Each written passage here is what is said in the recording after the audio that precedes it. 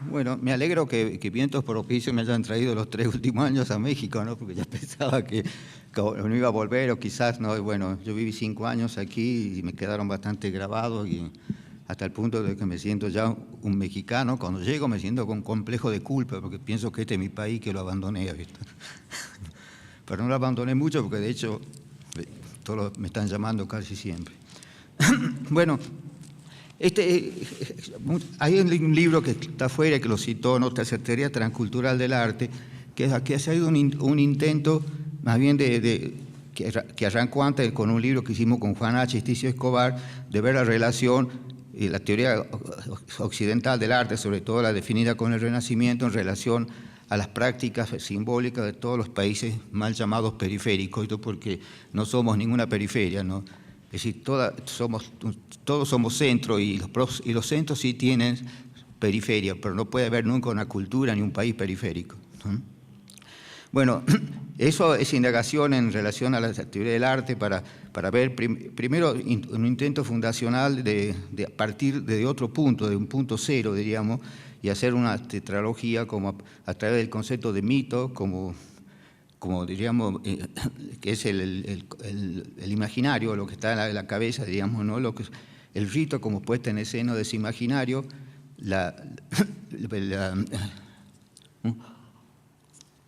algo que llamo fetiche, y que me parece una de las cosas que más me costó, porque realmente no hay casi intento de interpretar eso, o sea, ¿no?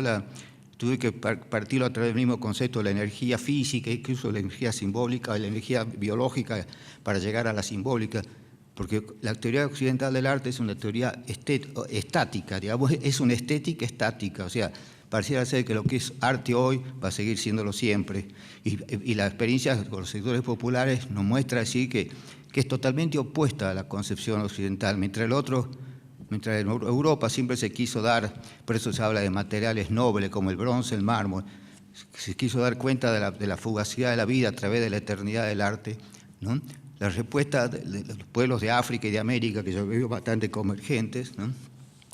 Primero, que no tienen ninguna línea disparada hacia arriba, ¿sí? Son dioses terrenales, diríamos, que no viven en el cielo, ¿no? Por lo general, salvo alguno que otro, ¿no? Pero en su enorme mayoría son seres terrenales y todas las coreografías siempre apuntan hacia abajo, a pisar fuerte la tierra, hacia el nadir, digamos, que sería lo opuesto al cenit. Bueno, entonces, mostrar cómo en algunos rituales algo que es muy sagrado a las 12 de la mañana y puede ser basura simbólica a las 5 de la tarde. ¿Dónde analizan eso, entienden? Y también cómo, viendo la energía simbólica, cómo se mueve, ¿no? A través de los juicios de valoración, se dan procesos de sacralización, de desacralización, etc. Hay toda una movilidad en el mundo simbólico que no estaba nunca registrada por la teoría estética. Y finalmente el cuerpo, que ha sido también un marginal, diríamos, en la visión occidental, casi hasta el siglo XX, que empezó con el body art, ¿no? Que obedecía también hasta los textos bíblicos, en el cual se decía, que prohibía totalmente los tatuajes, ¿no? Eso que se está haciendo mucho ahora estaba prohibido por la Biblia, porque era como una intervención en el cuerpo, que era un don de Dios y que no se lo podían andar retocando ni haciéndole destrucción de ese tipo. Bueno, después de esta tetralogía, para empezar desde cero, digamos, paso en ese libro a analizar los fundamentos de la estética occidental o de la estética en general, diríamos, ¿no? Para ver cómo funcionan, etcétera, es decir, qué base transcultural tienen, o sea, si la belleza es un elemento recurrente y en qué se basa, no sé, qué pasa con lo sublime, qué pasa con el tema de la sensibilidad, que es una cuestión también muy fundamental. Y bueno, ¿qué pasa también con la parte de la risa, que es un elemento popular fundamental, ¿no? Es decir, que da lugar un poco a lo que se llama comedia también en Occidente, y sobre todo la tragedia, ¿no? Que uno supone que la tragedia es un concepto universal y se da cuenta de que no, ¿no es cierto? Que incluso en muchos mundos simbólicos lo trágico, a veces justamente la carencia de ese sentido de lo trágico, ¿no? y que además que ya lo que es trágico para los griegos, que incluso el mismo Platón lo criticaba, de pronto no es trágico en otro contexto, ¿no? Por ejemplo, si hay un choque y mueren 2 personas, eso no es trágico, ¿entiendes? Lo trágico nace primero relación con el mundo del arte, y se empezó a ligar a lo trágico cualquier hecho triste, cualquier muerte así que se producía de un niño, etc. Uno por analogía lo menciona trágico, ¿no? Pero, por ejemplo, yo veo en la poética guaraní, ¿no? Lo verdaderamente trágico, y para mí también es lo mismo, ¿no? O sea, es la pérdida, el final de un mundo, ¿entendés? A veces uno quisiera morirse sabiendo que su mundo, todo aquello que permanece, digamos, todo aquello que ama va a permanecer. Y lo que nos pasa de pronto ahora, ¿no? Vemos como montones de valores y de cosas que uno realmente amó a lo largo de la vida, de ideales políticos, etcétera, todo como que se va desmantelando por un culto exagerado a la mercancía, ¿no? y también a convertir al hombre mismo en mercancía. Entonces, frente a este avance de lo que se dio a llamar el ascenso de la insignificancia, o el caso de Bauman con lo líquido, ¿no? Y también, bueno, la era del vacío de que hablaba Lipovetsky.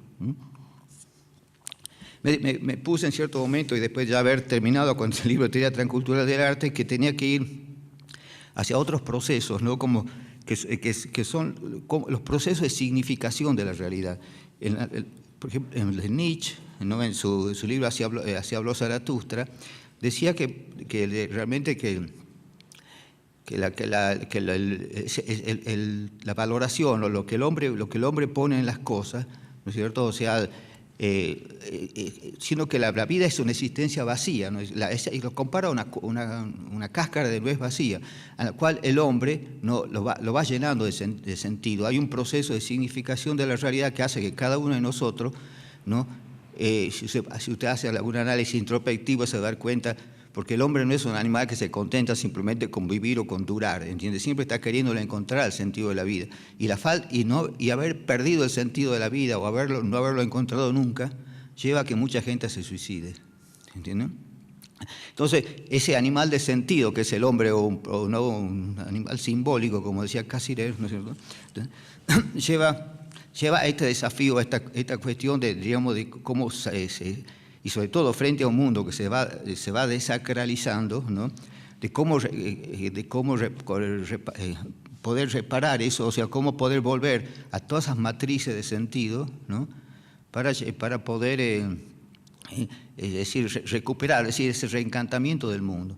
Entonces, aquí, cuando hablo de sagrado, ¿no? Tienen que olvidarse del concepto de religión, ¿entendés? Es decir, para mí el concepto de religión incluso no es científico, ¿entendés? Está mal hecho, ¿entendés? Y sobre todo en las ciencias modernas, en las ciencias sociales modernas, donde se han inventado montones de terminologías para designar los distintos fenómenos, ¿entendés? Entonces yo prefiero hacer tabula rasa, ¿no es cierto? O sea, y también necesidad de partir de cero, hablar simplemente de universos simbólicos, ¿entendés? Esos universos simbólicos son, por ejemplo, las definiciones, vamos a ver luego, de religión que dan, por ejemplo, Fraser y también un sociólogo que ya me voy a acordar, lo propone como que tiene que decir, para que sea una religión tiene que haber, digamos, primero la creencia en dioses que han creado el mundo, y segundo, ganarse el favor de esos dioses y hacerle pedido. Es decir, honrarlo, decir yo te quiero, te hago mi oración, etcétera, pero vos tenés que ayudarme a solucionar ciertos problemas. Bueno, es uno de los temas a tratar. Lo que quiero ver entonces es que si es así la definición, ¿no?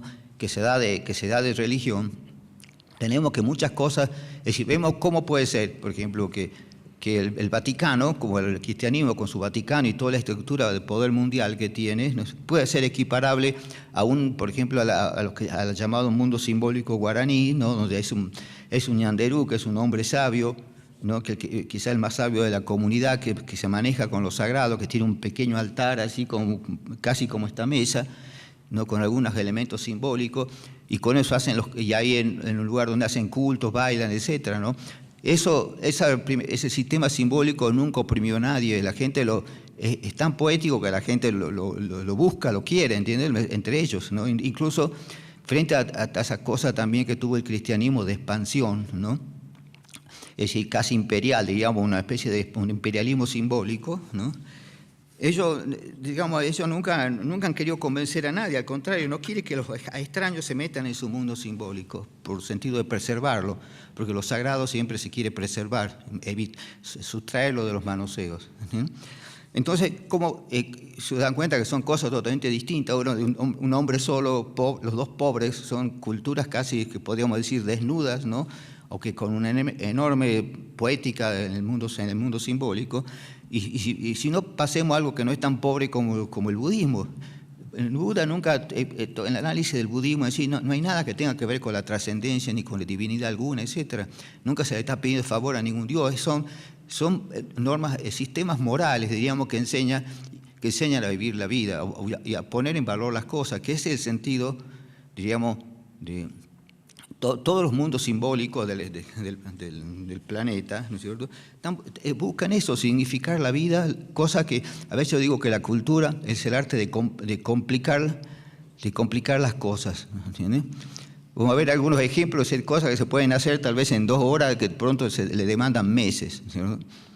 ¿Se acuerdan antes? Bueno, que era muy común, que se ponían de novio, estaban 5 años de novio, por ahí en 5 años apenas le daban un beso, ¿no? Uno puede reírse de esa época, pero resulta que también cuando se casaban ya había una construcción simbólica muy fuerte, ¿no? y que eso facilitaba o motivaba que también la permanencia de esa pareja, ¿no? Que pueda tener hijos y llegar hasta el final de su vida, ¿no? Ocupándose también de los nietos y de todo, o sea, ¿no?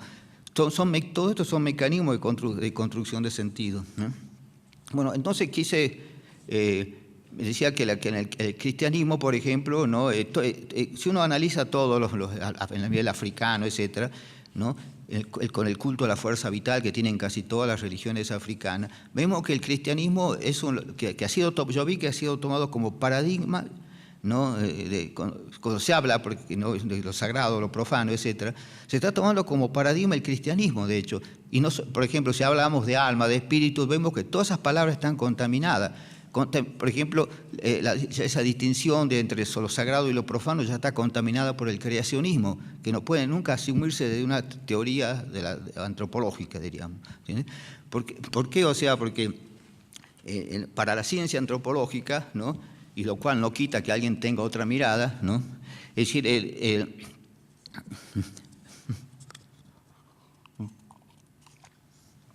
es el hombre el que crea a los dioses, ¿entiendes?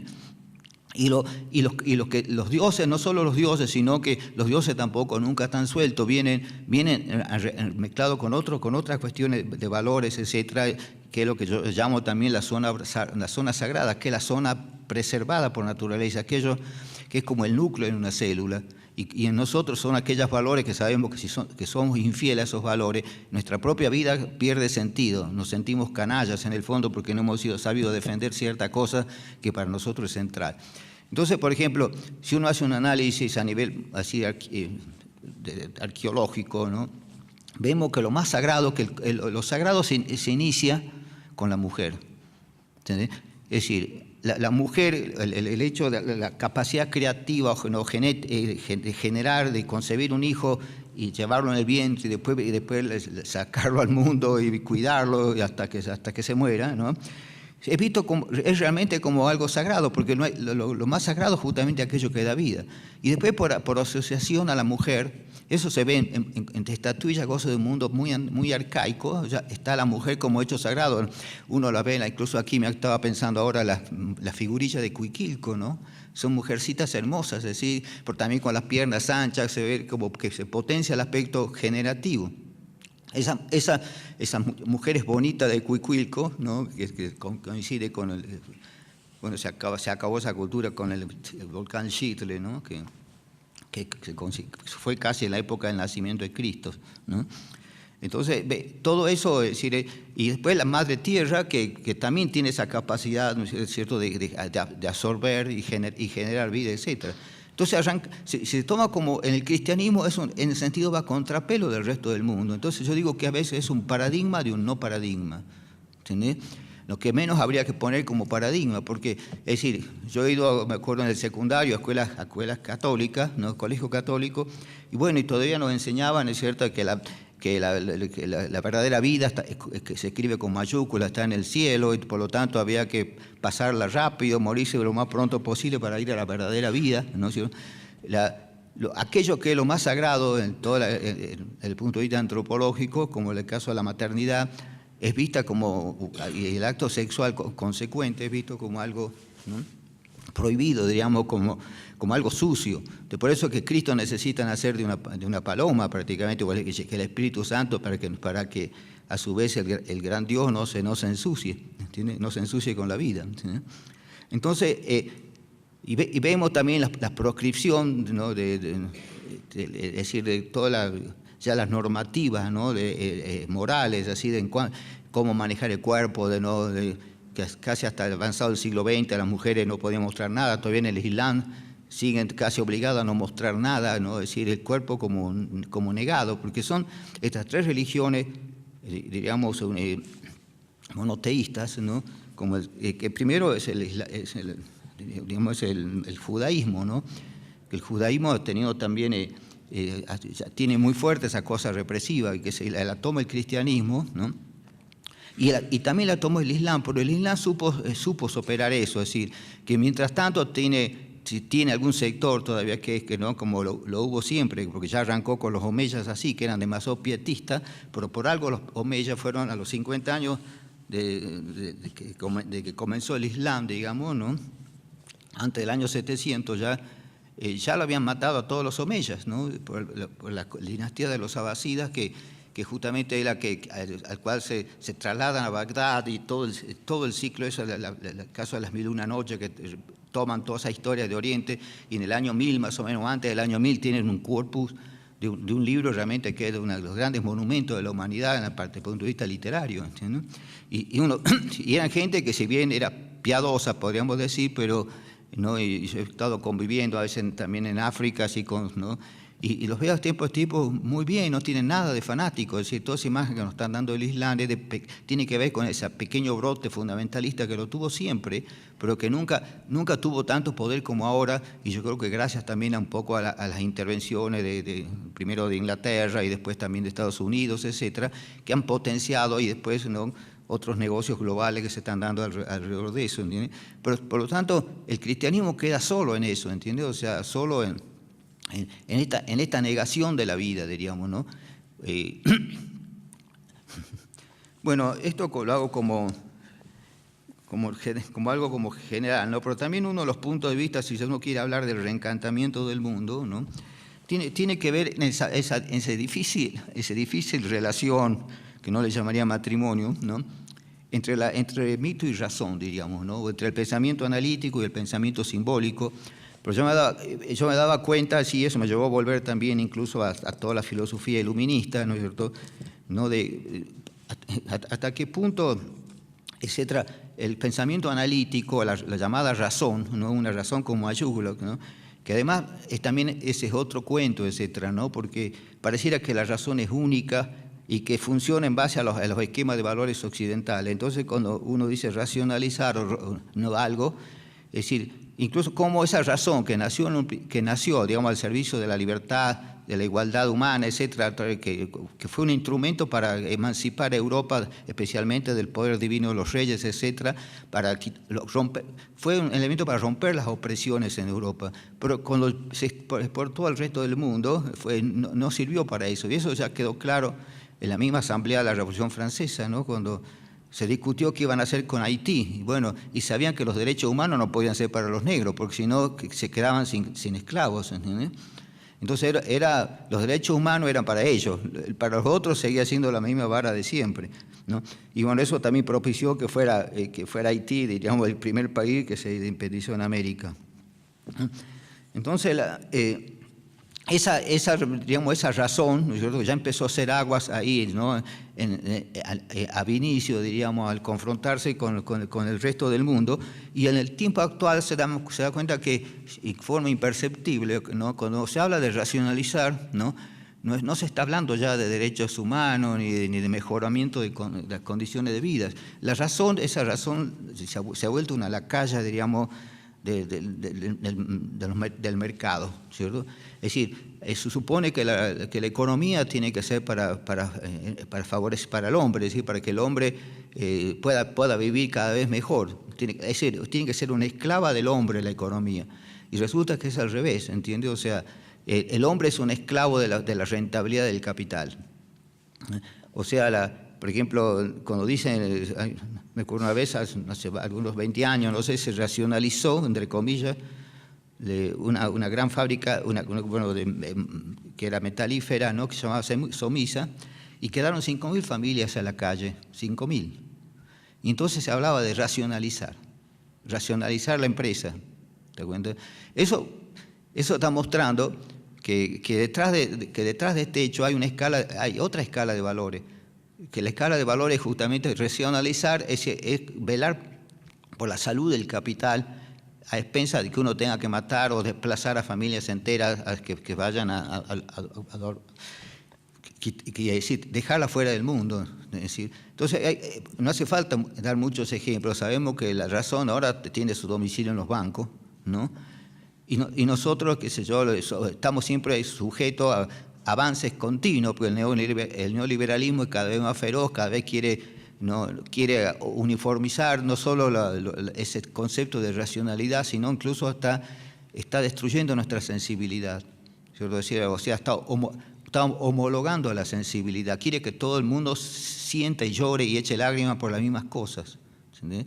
Y eso es acabar con ese don exquisito de la sensibilidad, ¿no?, que yo lo pongo también en Teoría del Arte como uno de los fundamentos de la estética, ¿no? Y también en este libro, hay un libro que terminé, pero no lo edité todavía, que se llama El resplandor de lo maravilloso, el reencantamiento del mundo, de los cuales hay algunos capítulos de ese libro que no sé si los recibieron todos o alguno no los recibió, pídanlo, ¿no? Que yo junté ahí como 50 páginas tomado de Imaginario del Paraíso, que aquí no llegó porque confundieron con otro libro que se empieza con Imaginario, bueno, sobre todo con ese Poética a lo Sagrado, que lo voy a traer algunos ejemplares, y bueno, y este que no, digamos, que no lo hice que no se editó todavía, pero lo tengo ya escrito, no he revisado, que se llama así el resplandor de lo maravilloso o el reencantamiento del mundo. El resplandor, el concepto de resplandor también nos está llevando a ese terreno de lo efímero, que es un concepto que ha sido un poco negado, digamos, ¿no? Es decir, todo lo efímero, quiero decir, ha sido, uno dice que tal cosa es efímera para quitarle valor, para disminuir su valor, ¿no? Y vemos realmente que con eso quizás nos alcance, en algún momento lo vamos a ver más, ¿no?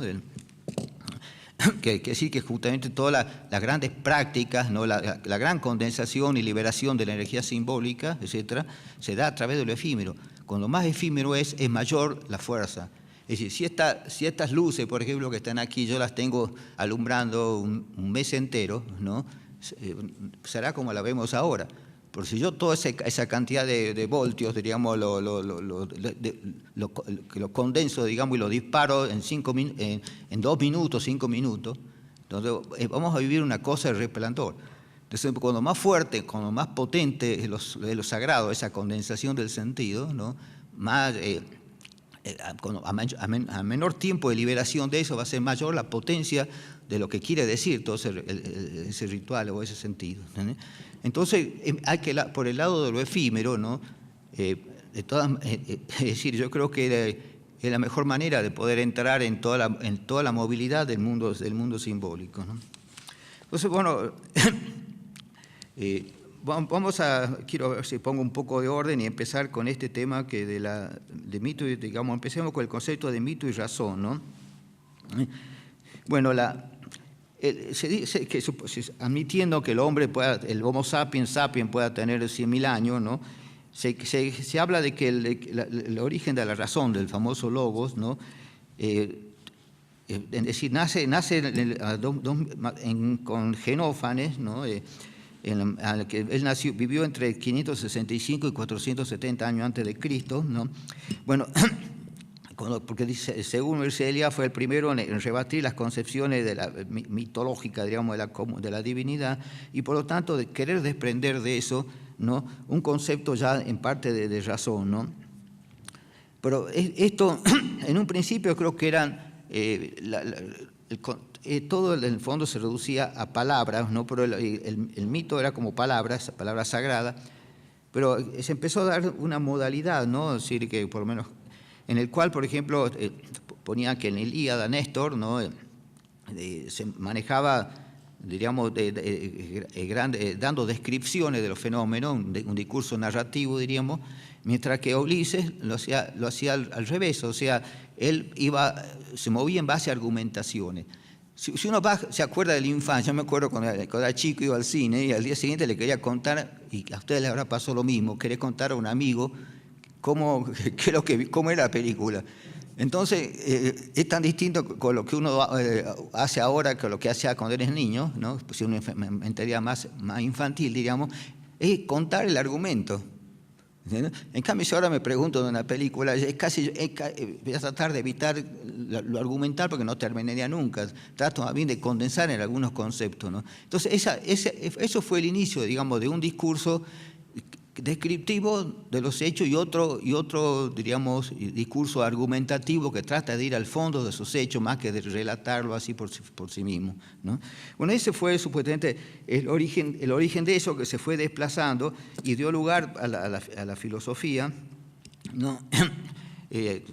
A la filosofía griega, que se empezó a nutrir con el logo, pero también comete ahí, en vez de tomarlo en ese sentido como que eran dos formas de relatos y que los dos eran válidos, empieza ya desde los presocráticos mismos, ¿no?, a empezar a ver a desconfiar de lo sensible, o sea, de que los sentidos no llevan a ninguna parte. Entonces, es decir, los sentidos y en ese aspecto coincidiría un poco con las religiones de Oriente, ¿no?, que nos dan una imagen no científico falsa, diríamos, o cuestionable, que no son un conocimiento, no son elementos de conocimiento del mundo, ¿sí? Eso fue creciendo prácticamente, ¿no?, reafirmándose con Aristóteles, con las patrísticas, ¿no?, en general, en la época clásica, digamos, de la filosofía europea o griega, ¿no? Y llegó, aunque todavía sin tener demasiado, ¿no?, es decir, no cumplía un rol así opresivo, ¿no?, o intolerante, podríamos decir. Sí arrastraba eso, ¿no? Aunque cuando, por ejemplo, Baumgarten habla en 1750, publica ese libro Estética, ¿no?, que es el que da origen a la teoría estética, ¿no?, que él era contemporáneo de Kant, de modo que casi Kant completa con algunos aspectos a veces que son más negativos que positivos, ¿no?, todo este lanzamiento. Por ahí, diríamos, Baumgarten él habla de que tanto lo bello como lo sublime, todo eso necesita un sujeto que lo sienta, y él pone la sensibilidad como algo, como una fuente totalmente legítima de conocimiento. En cambio, Kant da vuelta un poco. Es la teoría que después podríamos llamarle renacentista o es inicial, ¿no? Porque Kant plantea, es decir, el planteo kantiano aleja a Europa ya del resto del mundo en forma definitiva, ¿entiendes? O sea, porque incluso en la Edad Media, los fenómenos de Europa se interpretaban casi similar a los de África y de otras partes, sobre todo en el sentido de que el arte no es una cosa por sí misma, sino que cumple una función. Ya, por ejemplo, el mismo Platón había hecho también esa concepción funcionalista del arte, ¿no?, en el cual, por ejemplo, decía, un bello escudo, ¿no?, no es el que tiene exquisitas pinturas, sino el que puede parar las lanzas del enemigo. Digamos, un barco bello, ¿qué sería? Aquel que navega muy bien, ¿no?, el que tiene demasiadas esculturas ahí, o que tiene un baupré muy elegante, ¿no? Lo que se mide es se ve a través de la función. Bueno, por eso, digamos, Aristóteles está contra esa concepción funcionalista, y vemos que estas dos concepciones están pues, generalmente en el resto del mundo, o yo diría que lo que sigue predominando a nivel mundial, ¿no?, es justamente la concepción más platónica, ¿no?, en el cual se cree que que lo que llamamos arte, lo bello, etcétera, ¿no? Está al servicio de las funciones sociales. Es decir, las funciones sociales, un gran trono de madera, como ya he visto en África, etcétera, ¿no? Tallas exquisitas en ébano, bueno, todo rey necesita una corona, necesita por lo menos una buena silla, no puede estar sentado en esa silla de plástico, ¿no? Es decir, todo. Aquí en el museo he visto las cosas, el penacho de Moctezuma, etcétera, ¿no? Toda la belleza del arte, ¿no? Es decir, está siempre en función de hacer creíble el poder religioso, lo luminoso, lo relacionado con los dioses, etcétera, ¿no? El primero, me acuerdo que creo que el primero occidental que se preocupó por este tema fue Michel Leiris, Michel Leiris era un poeta surrealista, ¿no? Que acompañó a la expedición de Marcel Griol, que dirigió Marcel Griol, que se llamó Dakar Djibouti, o sea, de la costa atlántica hasta el Mar Rojo, ¿no? Entonces, para ir recopilando, de ahí el patrimonio con que se formó el Museo del Hombre fue gran parte de ahí, ¿no? Entonces él, como el primer país fue Senegal, y la etnia dominante ahí era Wolof, él estudió un poco, buscó los vocabularios Wolof, todos los términos que pudieran tener que ver con una derivación estética, y encontró algunas raíces, etcétera, y que después la confirmó, ¿no es cierto?, hablando con gente, ¿no? Por ejemplo, ¿qué es una mujer? Supongamos si uno en cualquier lugar de América, ¿no?, dice eso, que ve una mujer que le pasa a una chica que a uno le gusta, que sea muy bella, dice, entonces están conformes de decir, bueno, sí, qué bella mujer, ¿entiendes? Y les parece que es bella mujer, no se sabe qué hay adentro de esa mujer. Entonces, por ahí es una persona totalmente negativa en todos los aspectos, ¿no?, moralmente, etcétera. Simplemente valoramos lo físico. Es decir, de hecho estamos aceptando esa función, digamos, esa percepción no funcionalista de algo. Por ejemplo, para un africano, para un Wolof, por ejemplo, si le preguntan qué es una mujer bella, no dicen que tenga curvas así, etcétera, sino pasa por... Es por supuesto que siempre hay un ideal de belleza, ¿no? Por eso esa belleza en punto de vista funcional. ¿Por qué? Bueno, que significa que va a ser feliz al hombre que se case con ella. Y significa también que le va a dar hijos bellos. ¿Entiendes? Entonces, cuando uno dice que linda mujer, no está pensando en esas cosas. Es como que hemos independizado totalmente de ese asunto, ¿no? Bueno,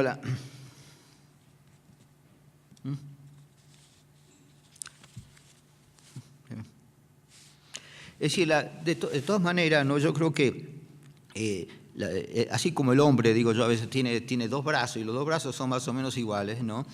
Eso se lo puede tomar, se puede decir que de la misma forma el conocimiento tiene dos brazos, ¿no?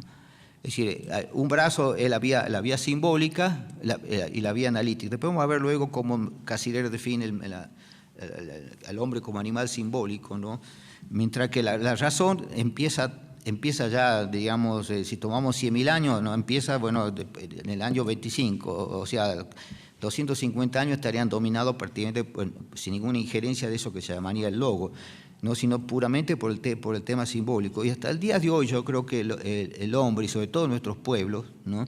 Nuestros pueblos se han basado siempre, ¿no?, en lo emocional. Sus adhesiones políticas y de otro orden pasan por lo emocional y no por una cosa racional, de racionalización. O puede incidir de alguna manera de eso.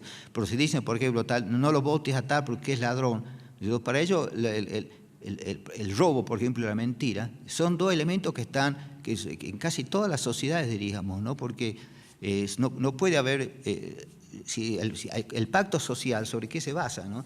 Se puede basar en otras cosas, pero digamos, si un hombre, si una mujer le pone los cuernos a un hombre, qué sé yo, o tiene por ahí dos amantes, eso no va a hacer que se acabe la sociedad. Pero si el robo sí. Los incas, por ejemplo, uno de los 3 principios del incario era eso, uno era no mentir y no robar, ¿entiendes? Si en un curso, de pronto, ¿no?, que son todos amigos y se quieren mucho, y viene y desaparece el celular de la maestra, y mientras no se sepa quién es, alguno de los 40 que está ahí es, pero si no se sabe quién, todo ese mundo queda contaminado, ¿no? Los guaraní, por eso también, o sea, consideran a la mentira el peor pecado, o sea, peor todavía que el crimen, ¿sí? Porque matar a una persona no acaba con una sociedad. A menudo, a veces, ciertas muertes, ¿no?, hacen tomar conciencia de decir que es como que la evolución humana a veces se basa en el derramamiento de sangre, ¿no? El escándalo de la sangre hace que de pronto uno piense, ¿no? En Tucumán, en Argentina me acuerdo a un conscripto que le hicieron una serie de cosas así muy abusivas y lo que derivó en la muerte de él, fue motivo para que se acabe el servicio militar obligatorio, ¿entiendes? Hay casos ahora, por ejemplo, hay toda una conciencia en relación a las matanzas de las mujeres, al femicidio, que fue definido además como un delito, ¿entiendes? ¿No? Y que no es lo mismo que matar, es decir, si yo voy y asalto un kiosco y mato a una mujer, como podría haberme matado a un hombre o a un viejo, cualquiera que esté ahí para impedirme, eso no es femicidio. Femicidio es cuando se mata a una mujer a conciencia de que está matando a una mujer, ¿no? Y por razones que a menudo tienen que ver con celos, con sexos, o simplemente porque él se siente superior físico y por lo tanto la mujer tiene que subordinarse a él. La no subordinación lo lleva a matarla, ¿entiendes? Entonces eso ha sido definido y de toda una movilidad a nivel mundial, incluso en relación al tema de las mujeres, que se hace, como digo, siempre la sangre. En cambio, la mentira, ¿no? La mentira, como dicen los guaraníes también, o sea, introduce en el mundo simbólico elementos falsos, ¿cierto? Y ese elemento falso contamina todo el sistema simbólico. Por eso sobre todo con el robo, los tipos eran muy duros, ¿no? O sea, lo mataban y arrasaban su rancho, y ponían sal sobre eso para que no crezca nada, ¿entiendes? Entonces, lo mismo pero también eso motivaba de pronto que a casi ningún tipo de ellos se le ocurre robar hasta el día de hoy, ¿entiendes? Es decir, parecen muy fuertes como amenaza, pero realmente hoy en día vendría bien también volver a esa fortaleza, porque está junto con con todo el giro del gran capital, las grandes comisiones, etcétera, se está llenando de gente así que le impiden a los otros, los que no quieren vivir de su trabajo y tranquilamente, ¿no? Va degradando la vida colectiva.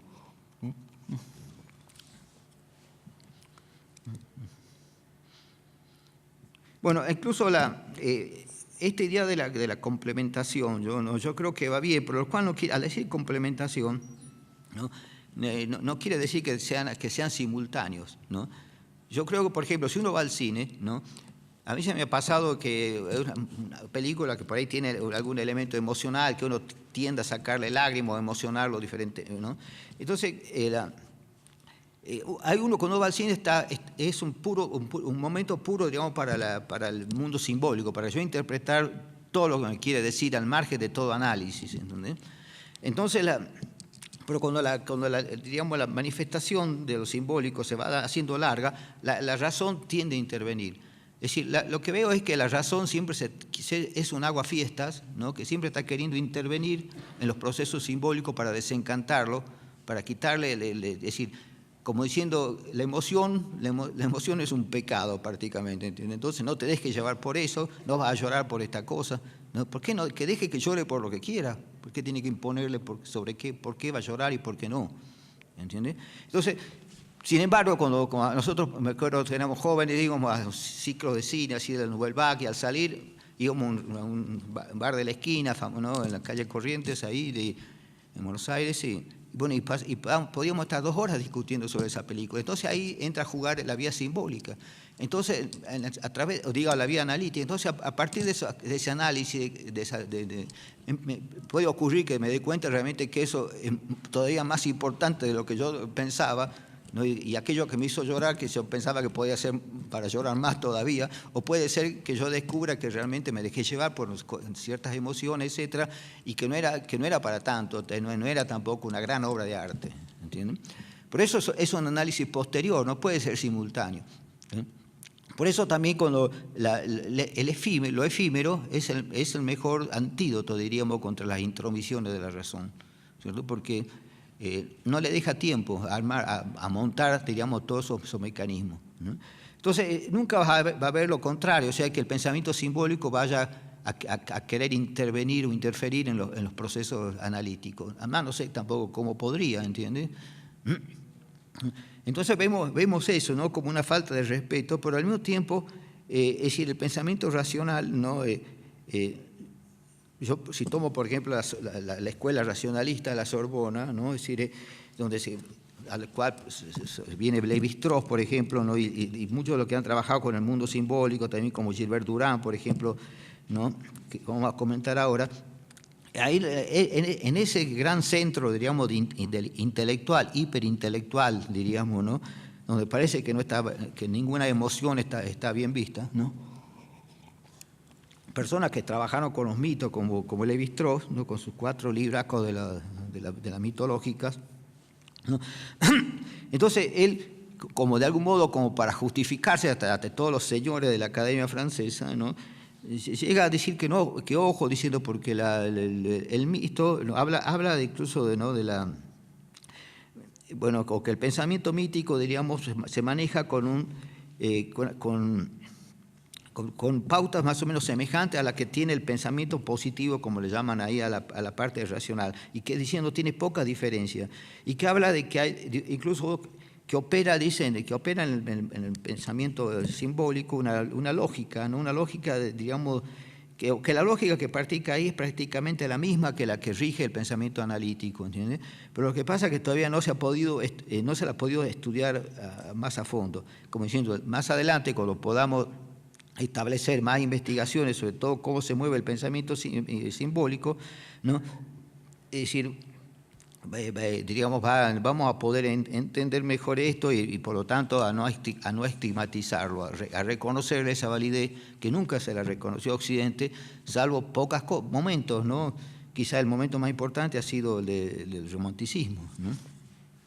El romanticismo invierte el término justamente y privilegia todo el aspecto simbólico. Es decir, hay que aclarar que el pensamiento, digamos, simbólico, basado en la emoción, en la intuición, etcétera, ¿no? Se maneja con imágenes, mientras que el pensamiento analítico recurre a los conceptos, ¿no?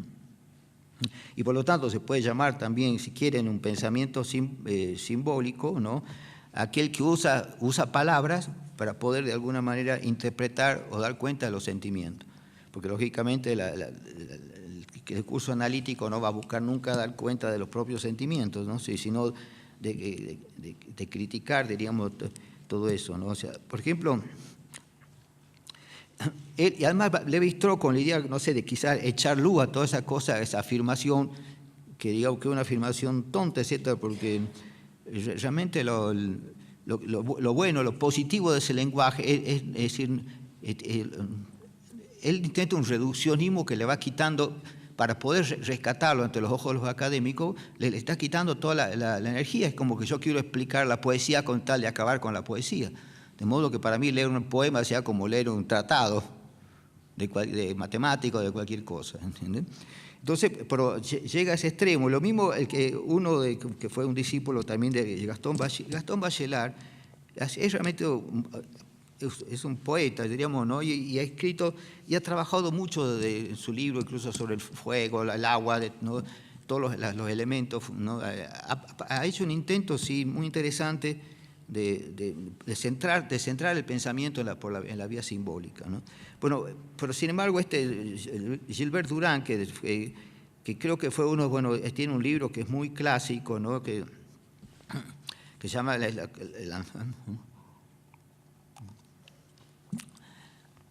a ver cómo. Bueno, ya voy a acordar el nombre de ese gran libro de él, ¿no? Pero él hizo otro que se llama Introducción a la Mitología, porque él crea una ciencia lo que llama una ciencia del mito, ¿no? Y que acá la llama mitología, ¿no? En el cual planteando que hay un orden en la ciencia, ¿no? y que también hay un orden en la no ciencia. En todo este pensamiento, diríamos, simbólico, ¿no? El libro ese de Durand se llama Las estructuras antropológicas del imaginario. Es una cosa así bastante gruesa, bastante a fondo, etcétera. Pero él en ese intento también de penetración en el mundo simbólico también cae lo mismo que Levi-Strauss, o sea, lo cual contradice con toda la potencia de ese encuentro que fue muy superior a la mitológica de Levi-Strauss. Y sin embargo, con ese libro que yo en Hospital no pude casi ni leerlo demasiado, porque parece un libro de matemáticas lleno de fórmulas y de cosas, todo para poder dar cuenta del mito, ¿entiendes? O sea,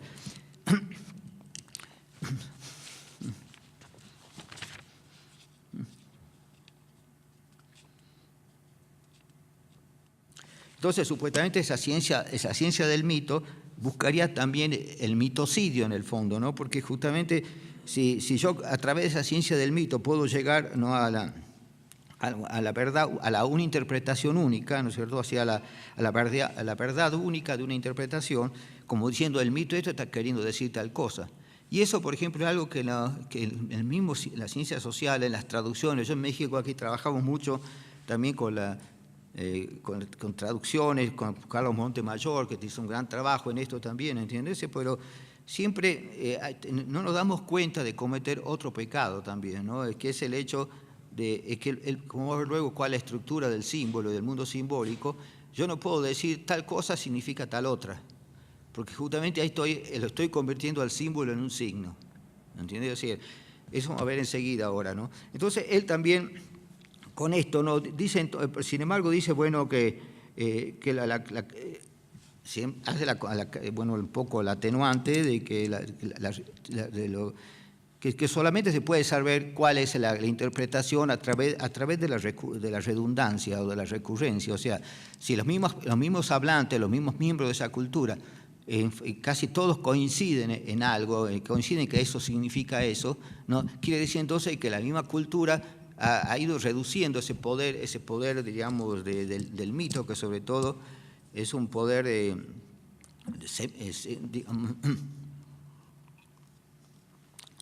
es polisémico, ¿entiende? Cuando mayor polisemia tiene un símbolo, ¿no? Ustedes ven que casi todos los grandes dioses aquí de los mexicas y de otros lados de México eran dioses de una cosa y también de otras, etcétera, tenían ciertos poderes, ¿no?, que a veces o algunos poderes de ellos eran contradictorios con otros, etcétera, lo cual lo convertía en algo que diríamos que no se lo puede reducir a una sola palabra o decir ni siquiera es el señor de la tempestad, porque también es el señor de otra cosa que por ahí es la no tempestad, ¿entiende? Y uno tiene que tomar, porque toda esta tendencia de que el simplismo en el que cae, por ejemplo, Lévi-Strauss, ¿no?, de poner, de creer todo a través digamos, de elementos binarios, de composiciones binarias. Entonces introduce conceptos como izquierda, derecha, alto, bajo, etcétera, ¿no? Y que, como decía Levi, hablábamos con Ticio Escobar, decía que si a alguno se le ocurre aplicar a la teoría de Lévi-Strauss, diríamos, a los libros de Shakespeare, ¿no?, por ejemplo, a Romeo y Julieta, ¿no?, quedaría como una locura que no tiene nada que ver, es como querer pasarlo a la matemática, ¿entiendes? En cambio, para ellos, o sea, como se trata del pensamiento, de algo que pertenece al llamado mundo salvaje, ¿no?, o al mundo primitivo, ¿no?, que también es otra concepción o invento de la antropología, ¿no?, en el cual a veces se llama primitivo a gente que está viviendo ahí a unos cuantos kilómetros, porque piensan que su pensamiento, su mundo simbólico se maneja con esquemas con el que se llama el pensamiento salvaje. Hay un libro de Lévi-Strauss que se llama así, El pensamiento salvaje, ¿entiendes? Por eso es muy recurrente también en toda la filosofía occidental, ¿no es cierto? El mismo Hegel, ¿no es cierto?, llegaba a ver también toda esta cuestión, veía lo simbólico como algo, ¿no? Él decía preclásico, siempre el prehistórico, preclásico, pero siempre está dando cuenta de algo que se refiere a un mundo primitivo que es distinto. Nosotros somos el actual, ¿no?, lo más valioso, lo más desarrollado de la humanidad, y estos son mundos primitivos que quedan ahí con un mundo muy extraño, ¿no?, con ideas totalmente erráticas de las cosas, etcétera, ¿no? Entonces, todas esas estructuras binarias, lo estuve releyendo el año pasado, cuando terminando el otro libro, Viviendo las mitológicas, y realmente no pude encontrar nada, ¿no?, ni siquiera 3 líneas que haya aportado, diríamos, ¿no?, más en el fondo de las cosas, ¿no? Son descripciones que dicen, bueno, manejando estas cosas, pero que en el fondo, que sea de alto, de arriba, de izquierda, no dice nada, ¿entiendes? Dice muy poco, ¿entiendes? Bueno, es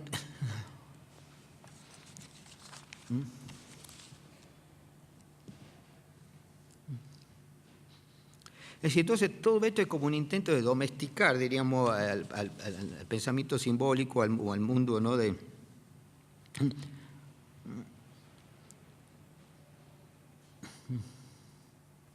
Bueno, Cassirer también hablaba, ¿no?, de toda la relación que tiene el mito, porque dentro del pensamiento simbólico se puede poner que el mito es la mayor condensación, ¿no?, lo más emergente que se da dentro del pensamiento simbólico, y también ligado ya en un sentido más actual, ligado al mito está la poesía. La poesía y el mito son como hermanos, ¿entendés? Los dos, diríamos, no, es decir, no pueden ser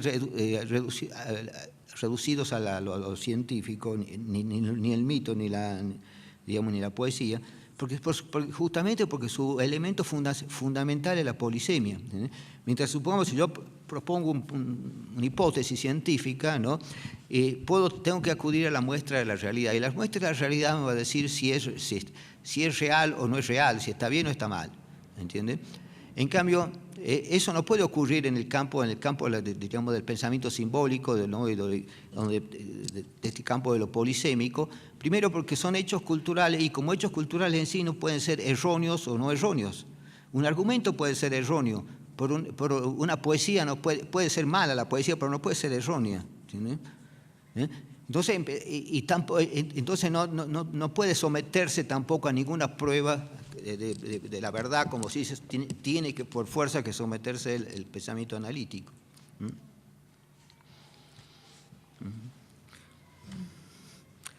Entonces hay un intento, digamos, de querer desmontar, ¿no?, es decir, el propio mito, pensamiento simbólico, como ya incluso se daba en el comienzo, en el discurso, ¿no?, en el discurso para representarlo, el mito tiene sus propias formas de manifestarse, ¿no?, es decir, si son mecanismos de representación por los cuales el mismo mito se hace presente, y siempre cuidando diríamos, de mantener, porque justo al concepto este de mito, de lo simbólico, hay algo que me parece muy importante, ¿no?, que es los misterios del mundo, ¿no? Si hablamos de reencantamiento, ¿no?, tenemos que preservar, así como la niña mimada, ¿no?, es justamente al misterio, ¿entendés? Es decir, porque hay cosas que la razón siempre ha sido sistemática en la destrucción de eso. O sea, por ejemplo, ustedes habrán oído hablar de la palabra superstición, ¿no?, que en parte usada también por el cristianismo, porque toda práctica. Me acuerdo un cura que fue uno de los Fortuny, que fue uno de los fundadores del folclore en Argentina, ¿no? Él decía que superstición era rendir culto a seres no debidos, ¿no?, o rendir culto a seres debidos. Por supuesto, los seres debidos son los cristianos, no hay otro, ¿no? A rendir culto a seres debidos, pero de una manera indebida, para justamente a esos rituales que aquí son un poco, ¿no?, sincréticos, que introducen cosas ajenas a la ortodoxia, diríamos, ¿no? Entonces, realmente, y a raíz de la palabra esa superstición, ha sido usada casi como un arma mortal, decirle a tal tipo o tal cosa que es supersticiosa, ¿no? Es decir, me parece que ya es totalmente denigrarlo sin saber qué función cumple eso. Por eso digamos, esta definición un poco heterodoxa de cultura, que yo digo el arte de complicar la vida, ¿no? Por ejemplo, ¿no?, en los valles calchaquíes en Argentina, bueno, cuando hay formas, no sé si hay aquí también eso, rituales, cuando ven que viene una tormenta que puede traer granizo y romper, y destruir digamos, el terreno, etcétera, las plantas. Entonces salen las mujeres y hacen conjuros así para expulsar una tormenta, o a veces también conjuros para atraer la lluvia, ¿no es cierto? Yo diría muy bien, ¿entendés? Es decir, frente a ese fenómeno, ¿no?, cuando uno va a esos mundos de mucha soledad, ¿no?, en las montañas o en los grandes desiertos, ¿entendés? Después le voy a contar otra cosa en los desiertos, etcétera, ¿no?, en el cual el único recurso para poder sobrevivir en esas cosas, en un mundo que prácticamente que un hombre que viene de la ciudad, imbuido de todos los principios así de la razón, no puede aguantar 3 días estar ahí, ¿entiendes? Al principio dice que hermoso paisaje, ya a los 3 días quiere salir corriendo, ¿entiendes? Entonces, porque el hombre, es decir, siempre necesita el misterio, es algo que enriquece la vida, es decir, ¿no? Entonces, por ejemplo, y además digo, ¿qué daño hace eso? Por ejemplo, los poetas y los artistas en general han visto de alguna manera como, ¿no?, como chamanes, ¿no?, a los que no se persigue demasiado, digamos, menos que se metan mucho con la política, ¿no? En cambio, ellos, por ejemplo, eso, el conjuro, ¿no? Para un nieto viendo a su abuela haciendo esos conjuros, etc., es una cosa muy fuerte, como sobre todo la idea de que hay cosas que hay mundo de misterios, ¿no? Que lo que vamos a ver luego, lo que llamo a veces no man land, ¿no? Ese territorio entre lo que significa, ¿no? Hasta donde llega el pensamiento racional, diríamos, ¿no? Deja una zona, ¿no? Que entre lo natural y lo sobrenatural hay una zona de nadie, diríamos, ¿no? Bueno, eso lo vamos a hablar después porque tiene que ver también con con lo suprasensible, ¿no? Y hasta qué punto yo una vez pensé, bueno, iba con unos muchachos del Instituto de Investigación que estaban trabajando con el tema de las luces malas. Decía, bueno, tendríamos que hacer una rama de la antropología que se llame antropología de lo extraordinario y que no tenga por objeto tanto tomar a los seres mitológicos y todas las cosas que escapan un poco a la razón dentro de la antropología, porque para eso se ocupa la misma antropología, sino para estudiar esa zona de nadie, digamos, a donde la concepción de la realidad que tienen los pueblos. Fíjese, por ejemplo, de que para varios pueblos del mundo, muchos diría, ¿cierto? No existe la muerte natural, ¿entendés? Es decir, siempre la muerte es producida por alguien y eso se produce a veces, da lugar a crímenes porque dice que no, para mí que el que no hizo el maleficio fue fulano y hay vendetas, etcétera, ¿no? Genera problemas serios porque al no ser natural surge la pregunta ¿quién lo mató? ¿Entiendes?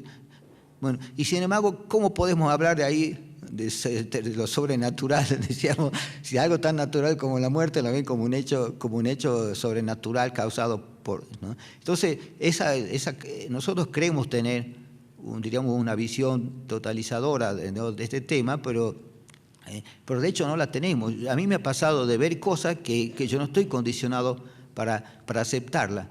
No sé si han tenido experiencias de eso, supongamos, he visto gente caminar sobre brasas o que le pongan fuego en las manos y los pies durante 15 minutos y que después no tenga ni una llaga, o caminar sobre vidrio y que no tenga ninguna lastimadura, ¿no? Una vez me acuerdo, invitamos a un peruano, a un centro de investigación antropológico, era un indígena peruano, ¿no? Bueno, que era un gran chamán en su pueblo, ¿no? Con toda la filosofía, el pensamiento amazónico, que tiene una connotación especial frente al andino. Bueno, y después había estudiado en San Marcos, en la Universidad de San Marcos, en Lima, que es la más importante del país. Se había doctorado en medicina, ¿no? Es decir, era un gran médico, esa cultura, que no quiero decir era Huichola, no, bueno, ya me voy a acordar el nombre. Y después había hecho un doctorado, ¿no? dentro de lo que es la medicina moderna, ¿no es cierto? En una gran universidad. Entonces el tipo empieza a hablar de los 5 niveles del chamanismo, ¿no? Y habla de 4, y después pasa a otro tema. Entonces yo levanto la mano y digo, perdón señor, pero usted habló de 5 niveles, y yo realmente, mencionó 5 niveles, pero habló de 4, nada más. ¿Cuál sería el quinto? Y me echó una mirada así, como diciendo, ¿para qué me obligas a decir esto? ¿Entiendes? El tipo dijo así, con todo, muy campante, como si dijera algo racional o normal, desaparecer. ¿Entendés? Como diciendo, y después he visto en otras lecturas de chamanes amazónicos, en el cual tienen incorporado el hecho de desaparecer. Es decir, nosotros no tenemos ninguna preparación, yo por lo menos, en un primer momento decimos, no, este tipo está loco, no puede ser así, etcétera. Pero entonces, ¿qué cabe pensar, etcétera? Si vemos que se trata de algo que está bastante difundido, tenemos que ver cuál es el concepto de desaparecer, ¿entendés? Nosotros lo hemos visto con la desaparición de personas, aquí los 43 que tienen en México, ¿no? Y que andan con las banderas en alto, son seres que no están y no se sabe dónde están, ¿entiendes? O sabemos que deben estar los huesos nada más, ¿entendés? Por eso también es una forma, porque desaparecer quiere decir no ser visible, ¿cierto? Y de todas maneras nosotros nos manejamos en la vida, diríamos, con lo invisible, ¿cierto? O sea, ustedes tienen hijos, tienen familia, vidas hechas, conocen a un montón de personas, pero en este momento ustedes son invisibles para todos ellos. Y para ellos, para usted también, ellos son invisibles, ¿entiendes? Si uno pasa al concepto diríamos, trata de empezar a abrir brechas en ese concepto de la visibilidad, ¿no es cierto? Por ahí va encontrando que pues, eso, sobre todo hay que pensar que este discurso es fundamentalmente digamos, son metáforas, y son también metáforas cargadas de polisemia, ¿sí, no? Entonces, bueno, eso abre otra perspectiva, ¿no? Voy a quedar, si yo me quedo que desaparecer era como que usted se fuma en el aire, en el éter, ¿no es cierto? ¿No? Si nos quedamos en esa concepción nos damos cuenta que estamos muy lejos de la frontera entre lo sobrenatural y lo natural, ¿entiendes?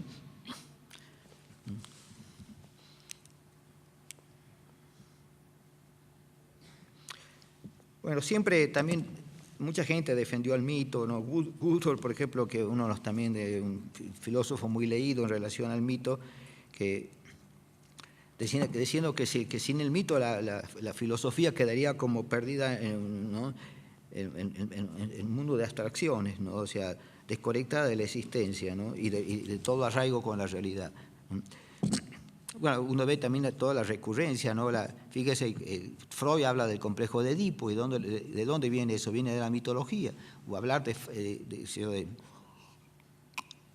cuando se habla de ninfomanía, porque lo estamos también hablando de mitología, ¿no?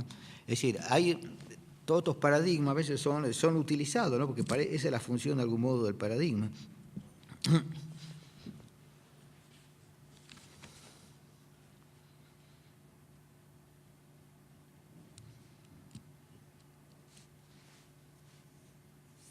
También hay Otto Rank que definió al mito como sueños colectivos, ¿no?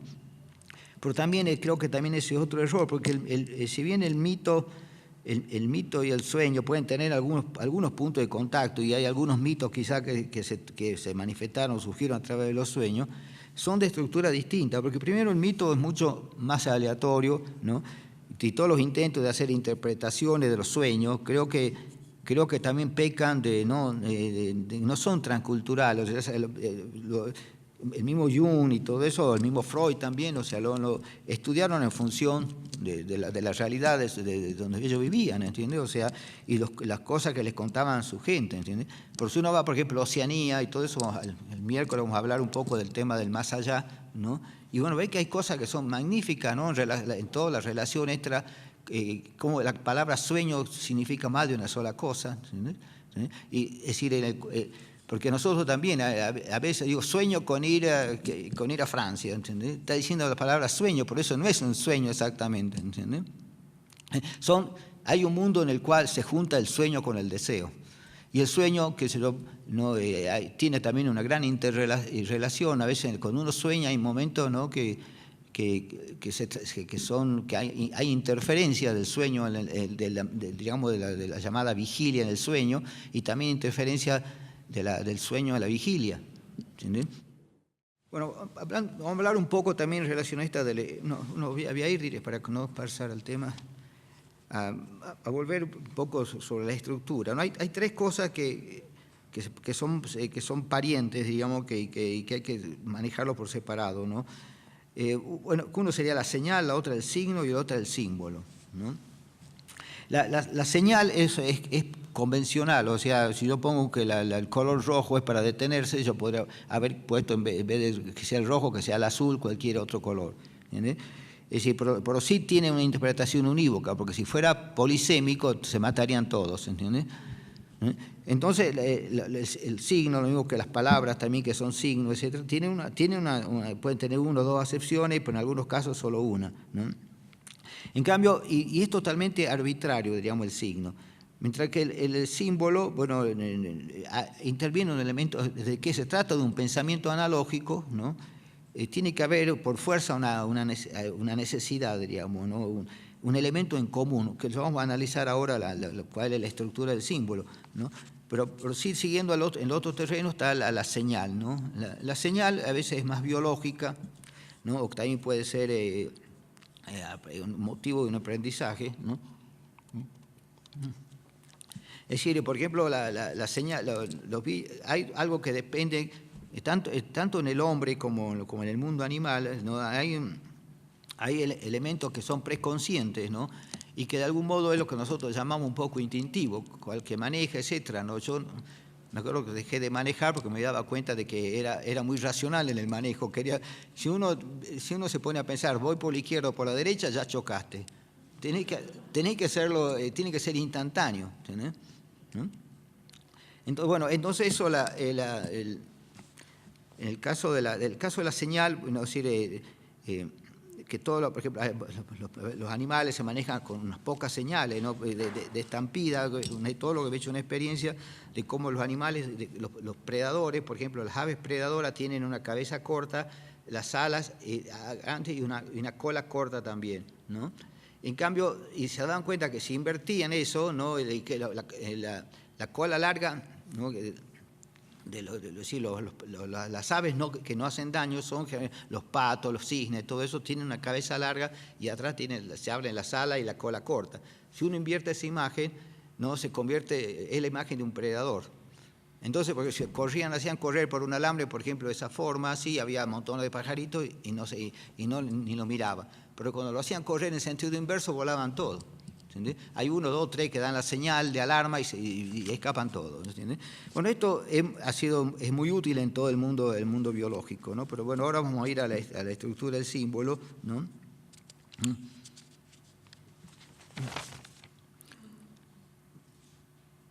Es decir, en el símbolo, por ser analógico, entran a jugar dos estructuras semánticas, digamos. Una sería, ¿no?, lo que llamaríamos realidad referida y la otra es realidad referente, ¿no? Es decir, yo tomo una cosa para poder, digamos, conocer o explicar otra. Si yo digo, por ejemplo, ¿no?, lo veo a Cristo como Cordero Pascual, ¿no? Entonces, si yo tomo, hay dos relaciones, Cristo y Cordero, ¿no? Entonces, si yo voy primero a Cristo, lógicamente hay miles de cosas que se pueden decir sobre Cristo, sobre la figura de Él. Es muy complejo, ¿no es cierto?, aunque dentro de todo, ¿no?, dentro del cristianismo es la mejor figura, diríamos, ¿no?, porque lo más presentable del cristianismo es Cristo. Bueno, ¿no? Porque ustedes ven que los comecuras, ¿no?, nunca se la agarran con Cristo, ¿no? Se la agarran con el Padre y con el Espíritu Santo. Fue el primer violador. Bueno, entonces, quiero decir con eso, ¿no?, que si yo tomo, por ejemplo, el cordero, ¿no? El cordero tiene connotaciones, pues a veces se lo ve como sinónimo de los obreros que carnereaban o destruían las propias huelgas, ¿no? O si no, a veces se lo tiene como muy demasiado manso, ¿no? Pero bueno, en este caso sí se tomó la mansedumbre, ¿no? Porque Cristo es alguien que fue hacia el sacrificio, diríamos, ¿no? También el cordero es como un elemento fundamental. Cada vez que llega el Ramadán, por ejemplo, los corderos saben que se acabó, ¿no? Hay sacrificios masivos así de corderos, ¿no?, en el tiempo del Ramadán.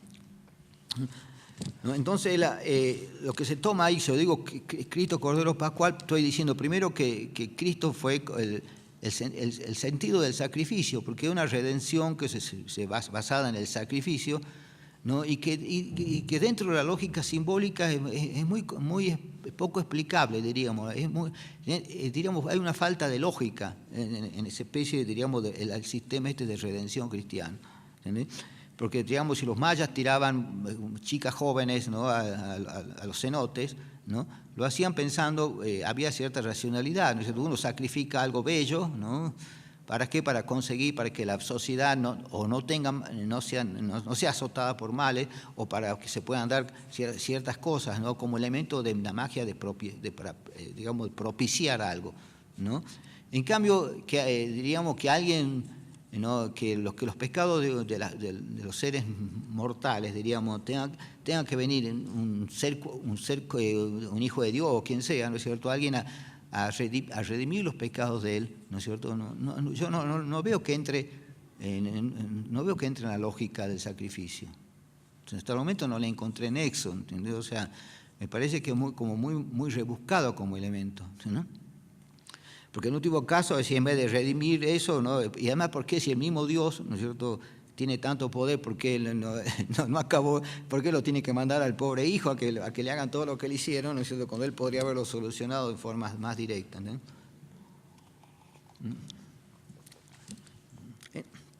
Entonces, vimos que todos esos puntitos, que si yo cada unidad semántica si hago dos círculos enfrentados y pongo cada cosa que se puede, cualidad que se pueda propiciar, digamos, se puede asignar a los dos elementos, y voy poniendo a cada uno un punto. Entonces vemos que si trazamos, y si el punto este está aquí, y también está en la otra estructura, entonces puedo trazar una línea, y eso es lo que, ¿no es cierto?, lo que permite en este caso. ¿Y por qué se dice a veces que el símbolo tiene mucha duración, ¿no?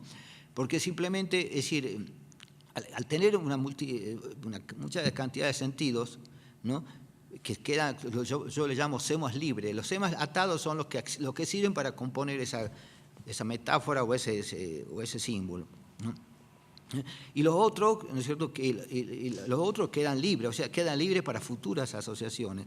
Incluso también puede ocurrir que las connotaciones de una unidad semántica tenga variaciones, porque muchas veces, ¿no es cierto?, o sea, lo que es considerado negativo en una cultura de pronto cambia y pasa a ser positivo, ¿entiendes?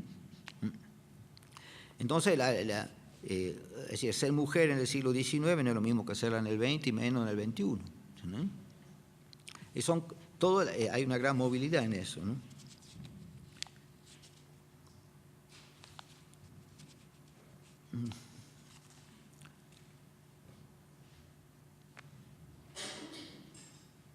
Bueno, entonces, bueno, también,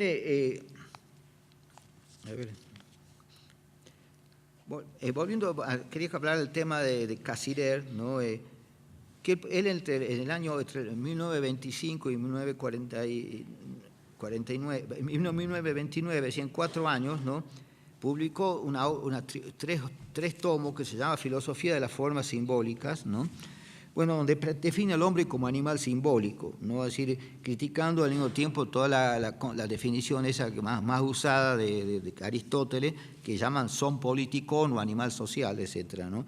Y decía primero que la definición era muy insuficiente, incorrecta, porque realmente el hombre no es el único animal social, es decir, hay miles y miles de especies que son más sociales que el hombre, o tan sociales como el hombre, y él directamente tampoco se había molestado, Aristóteles, en diferenciar, es decir, en qué se diferenciaría, digamos, la especie humana de las especies de las hormigas, las abejas, etc., ¿entendés? Entonces, bueno, él dice, sí, tendría que... por ejemplo, que él decía que las sociedades animales podrían ser, digamos, solo de acción, serían asociaciones de acción y de costumbres, ¿no?, mientras que en el caso del hombre intervienen los sentimientos y los pensamientos, ¿no? Bueno, que todas estas teorías así que se pueden hacer, las fronteras que uno quiere trazar entre los animales y los hombres, ¿no?, vemos que las crecientes investigaciones etológicas que se están haciendo, que capturan animales, a los tiburones les ponen un chip y ven que los miles de kilómetros que recurre a tal lugar, en tal época, etc. Y al mismo tiempo, por ejemplo, nosotros nos enseñaron también a decir que el hombre es superior porque el hombre es inteligente y los animales no son inteligentes, ¿entendés? Esto lo cual es muy relativo, porque parte de la pregunta es decir, bueno, ¿y de dónde sale eso de que la inteligencia puede ser una cualidad superior? Yo creo que la inteligencia parece ser la cualidad de los débiles, ¿entiendes? O sea, porque uno ve, eso lo veo mucho últimamente en todos los programas que tienen que ver con los animales, ¿no?, a veces en Nat Geo Wild, etcétera, ¿no? Bueno, por ejemplo, el tiburón blanco tiene a lo largo de todo el cuerpo una serie de sensores y de cosas que puede detectar una gota de sangre a 3 kilómetros bajo el agua, ¿no? O en un mar que se está moviendo continuamente con su oleaje, los tipos pueden detectar algún movimiento particular a 4 kilómetros, etc. Esas cualidades que sirven para alimentarse, para vivir, etc., desde el punto de vista puramente biológico, yo creo que son mucho más importantes, ¿no?, como cualidades. A veces hay niveles de sensibilidad que uno no puede creer, porque bichitos, ¿no? Es, por ejemplo, con las moscas. A mí me parece, siempre a veces cuando uno está estudiando en un lugar de moscas o leyendo y se están continuamente posando y uno quiere sacársela de encima, bueno, y se posó en el brazo y la mira, ¿no? Y diríamos, todavía no hiciste ningún movimiento para matarla, pero ya percibieron eso, ¿no? Percibieron que tenés malas intenciones. Entonces, y es un bichito que a veces su cerebro debe ser invisible, ¿no? Hay un pajarito que no sé si aquí se llama el hornero, no me acuerdo que haber visto en México, que hace unas casitas de barro especiales porque tiene una curva que no se puede meter ningún predador adentro, ¿no? Bueno, y ese pajarito tendrá también, será el cerebro de él más chico que un maíz, y sin embargo puede ser una casa como ninguno, ¿entiendes? Como la protege. Entonces, si uno ve todos esos términos, ¿no? Las diversas cualidades y percepciones que tienen los animales con olfatear a alguien a 5 kilómetros, qué sé yo, ¿no es cierto? En la vida útil, ¿no? Digamos, la vida puramente biológica, quiero decir, ¿no? Son cualidades que no son inferiores a la inteligencia. Uno ve al pobre hombre, ¿no? O sea, que lo veían un antílope, porque los pariendo un hijito, ¿no? Que se cae, mientras a veces está digamos, la antílope ahí, la hembra, ¿no? Le sale por atrás, todo el bicho cae bastante rápido, sin ninguna partera ni lo que sea, cae al suelo, ¿no? Y a los pocos minutos ya se puso de pie, y a las pocas horas ya está corriendo detrás de la madre, y a una velocidad especial. ¿Entendés? Se da cuenta que son adaptaciones a la supervivencia. ¿Por qué? Porque si fueran, se da cuenta, si fueran como la especie humana, que ahora hasta los 30 años están dando vuelta ahí a la casa paterna, ¿no? Y son bichos que saben que ahí el que no puede correr está muerto. Entonces, si ellos se tomaron un año para caminar, no quedaría uno, se los comerían todos los ladrones, los leones, etc. ¿Entiendes? Entonces, ellos están en una adaptación, son como yo en ese aspecto, ¿no? Y lo mismo los pollitos salen del huevo y ya van directo a picotear algo. Y uno tiene que tener 3 años, no sé, a un bebé para alimentándolo a la fuerza, porque no, sí, salvo el instinto de mamar que nacen los bebés, ¿no es cierto? Entonces veo que en el hombre hay una pobreza instintiva, ¿no? En la materia instintiva que respecto a los animales. Entonces eso también, y se ha observado en monos superiores, especialmente los orangutanes, que el cerebro del orangután tiene solo 1,5 de variación respecto al humano. Y se están haciendo experiencias que son muy, muy extrañas, ¿no? O sea, por ejemplo, una de las cosas que uno podía poner entre el animal y el hombre, ¿no? Era la relación medio-fin, pero las tienen, por ejemplo, estaba viendo una película sobre los castores, ¿no? Y ellos actúan como ingenieros, o sea, hay árboles aquí en esta orilla y en la otra. Ellos quieren armar un dique, entonces miran cuál árbol puede ser el más propicio y calculan cómo va a ser la caída del árbol, porque tiene que caer justo donde ellos quieren bloquear el río. ¿Entiendes? Entonces van y roben eso y después saben, es decir, actúan como un ingeniero, digamos. ¿Entiendes? Entonces, no voy a decir que eso conocen lo que es medio fin. Claro que lo conocen. Entonces, cualquier frontera que uno pueda poner entre un animal y un hombre, siempre el animal va a pasar esa frontera. Lo que pasa es que no va a ir quizás mucho más lejos. ¿Entiendes? Bueno, pero dejemos esto porque no terminamos más. Quería mostrarles también, ¿no? en una experiencia de un grupo indígena de Paraguay, con el cual también Ticio Escobar trabajó, y antes trabajó otro antropólogo, un antropólogo argentino, ¿no? Que son los chamacocos, del cual vamos a volver también sobre una cuestión. Bueno, se observaba que ellos manejan también esta diferencia que yo digo entre el pensamiento, que estábamos hablando del pensamiento analítico, ¿no? Y el pensamiento, digamos, simbólico, ¿no? Vemos cómo hay un mito más estos chamacocos que explica muy bien, ¿no? O sea, dice, por ejemplo, que antes había un premundo, un mundo donde los hombres hacían las mismas cosas que hacen y harían después, pero todo era, es como que se veía a través de la bruma, ¿sí? Como que uno ve una cosa muy azul a través de una bruma que parece gris, etc. Todos los colores quedan desvanecidos, ¿no? Con eso está queriendo usar como metáfora de que era en una época donde todavía no había, en una época casi presimbólica, diríamos, ¿no?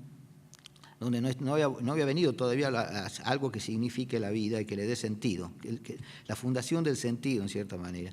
Entonces, los hombres salían a cazar por un lado, a pescar, y las mujeres se iban juntas, como pasa en muchas culturas, ¿no? a recolectar, ¿no? Bueno, entonces un día andando por ahí las mujeres, se les aparece una serie de seres maravillosos, ¿no? Que pegaban un grito y caían las aves, usan metáforas así muy muy exageradas, ¿no? Como que pegan un grito y caen las aves que van volando, o se produce movimiento de tierra, ¿no? Y que primero traían, era la fundación del sentido unida a también el color.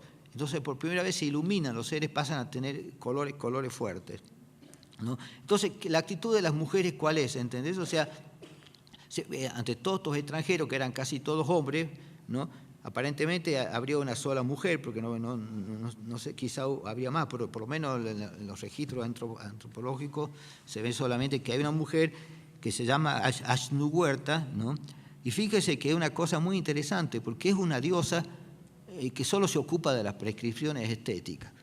Entonces habría que ponerle aquí el nombre de esa diosa a algún aula de aquí, ¿no? Porque fíjate, el cristianismo no solo no tiene un ser que se ocupe de lo estético, ¿no? Y ni siquiera todas las figuras sobre Cristo, etcétera, han pasado por montones de escuelas, ¿no? Hasta la abstracción, etcétera, ¿no? No hay un estilo como sí había ese estilo, por ejemplo, en el Egipto antiguo. Bueno, entonces ellos empiezan a hacer... a bailar, las mujeres entran en baile, supuestamente también en acoplamiento, aunque no mencionan eso, pero hay una actitud de entrega, ¿no? La actitud de entrega a lo que consideran como superior, ¿no? Superior o fascinante, ¿no? Lo que también la categoría de lo sagrado es algo que fascina, ¿no? Entonces, los hombres a todo esto, ¿no? Ellas iban y repetían diariamente el tema entonces un hombre, viendo que su mujer llevaba más víveres o alimentos que de costumbre a su vuelta de recolección, ¿no? Y que volvían con poca cosecha, se resuelve espiarlo por su propia cuenta y sin decir a nadie. Entonces se va sigilosamente, ¿no? Y se pone a observar y ve esto, ¿no? Ve que sus mujeres, todo en conjunto, están ahí, digamos, banqueteándose con seres extraños. O sea, bueno, por una mente llamada primitiva, incluso que no hablemos, no nos vayamos muy lejos, o sea, cualquiera de nosotros, qué sé yo, ¿no? Aquí viviendo en el Distrito Federal nos pasa una cosa así, no vamos a tener una actitud como fría como este hombre, porque este hombre en vez de salir a interrumpir, etcétera, se queda observando todo lo que puede, después se junta con otros hombres, le explica lo que ha visto, ¿no es cierto? Y resuelven ir al día siguiente todos a espiar a ver qué pasaba, ¿no? Entonces van todos y espían lo que pasa y que sigue la juerga ahí, ¿no es cierto?, con los dioses. Entonces vuelven porque se hacen la pregunta, ¿estos seres serán mortales? ¿Podremos matar a estos seres? Algo también muy raro en las mitologías, que son las matanzas de seres, ¿no? O que parece que cuando se dan tiene que ver en situaciones de cambio de matriarcado a patriarcado, ¿no? Entonces, bueno, resuelven que sí, que vale la pena intentar la matanza de estos extranjeros, ¿no? De estos seres potentes, así, llenos de colores y de fuerza, ¿no? Entonces vienen todos, bueno, y sí, hacen una matanza de dioses, ¿no? De los cuales se sobresalen dos, uno que era una especie de dios bastante importante dentro de eso, que se llamaba Nemur, y por eso el libro de Ticio Escobar se llama la maldición de Nemur, ¿no? Y Ashnuhuerta, que es la diosa esta, que sobre la cual vamos a volver para otro tema, ¿no? Y bueno, Nemur, antes de irse, le dice que ellos habían venido a fundar el sentido, ¿no? Y ahora, el sentido del mundo, y ahora, digamos, por haberlos matado, los hombres iban a tener que ocuparse de eso, hacer el trabajo que ellos hicieron. Y se van, ¿no? Entonces, ¿qué hacen los hombres? Van y matan a todas las mujeres, que es típico también los Ona en el sur, así, todos esos cambios furiosos así digamos, de paradigma, etcétera, terminan siempre matando a las mujeres, ¿no? Ahora te está matando a muchas mujeres porque hay también un cambio de paradigma. Entonces, bueno, pero dejan a las niñas. Entonces ya las niñas crecen sin saber, cuando los hombres se disfrazan y se pistan así como los anápsaros, en la fiesta esta de los anápsaros, que es una cosa muy fuerte, ¿no? Como ellos, es decir, a las niñas y las mujeres asisten, ¿no es cierto?, por asistir creyendo plenamente en que son dioses, ¿no?, lo que se presentan.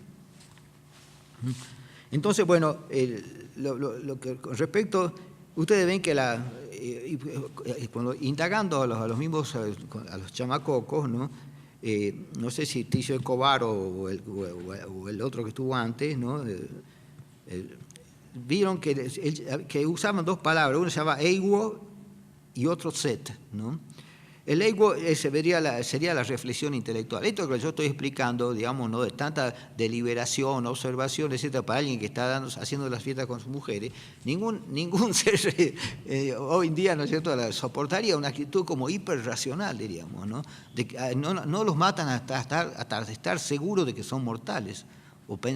Por supuesto, no creo que hayan eliminado toda duda, pero hay una actitud muy reflexiva frente a ese hecho. En cambio, el set, que sería la actitud de las mujeres, ¿no?, que a veces Ticio Escobar la define un poco como imitatio Dei, o sea, la imitación del Dios. Y la imitación del Dios puede ser la imitación de lo superior también, no solamente de un Dios con lo que entendemos por Dios. Es decir, siempre hay frente a lo fascinante hay una actitud, ¿no es cierto?, de querer ser asimilado, de integrarse a eso que te fascina. Y es una actitud de entrega, una entrega fascinada, diríamos, ¿no? Que se explica con estos latinos imitatius Dei. Entonces, y eso sería el set, C-E-T, ¿no?, que está caracterizada por el pensamiento, si se puede llamar así, ¿no?, chamacoco, o sea, que lo ven como una actitud, ¿no es cierto?, una actitud de entrega. Ahora lo curioso es que estos pueblos llamados primitivos, ¿no es cierto?, ellos no consideran que el ego sea superior al set. O sea que ellos ven incluso más, y le dan más crédito y tienen más empatía, diríamos, con la actitud esa de las mujeres. A pesar de que la hayan matado, todo eso, pero se dan cuenta de que la verdadera vida de algún modo está por ese lado, ¿entendés? Por la entrega emocionada o emocional, ¿entendés?